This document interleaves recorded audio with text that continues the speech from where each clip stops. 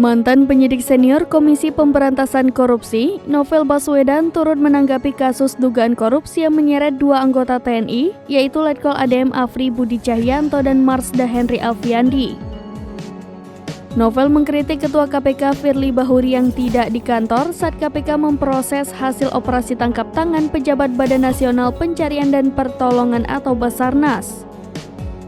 Novel Baswedan mempertanyakan alasan Firly memilih melakukan kegiatan yang bukan tugas pimpinan KPK, padahal saat itu bawahannya tengah melakukan OTT. Menurutnya Ketua KPK saat itu tengah meresmikan gedung olahraga, bahkan Firly juga bermain badminton. Novel mengingatkan bahwa pimpinan KPK seharusnya bisa memahami skala prioritas.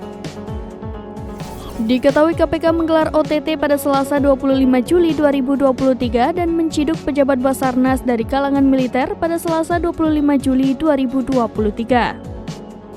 Sebanyak 11 orang kemudian dimintai keterangan selama 1 kali 24 jam, termasuk pejabat Basarnas tersebut yakni Letkol ADM Afri Budi Cahyanto. Namun OTT tersebut menjadi permasalahan lantaran KPK dinilai melangkahi hukum TNI. Pihak TNI menilai penetapan tersangka terhadap Kepala Basarnas Marsda Henry Alfiandi dan Afri hanya bisa dilakukan militer TNI.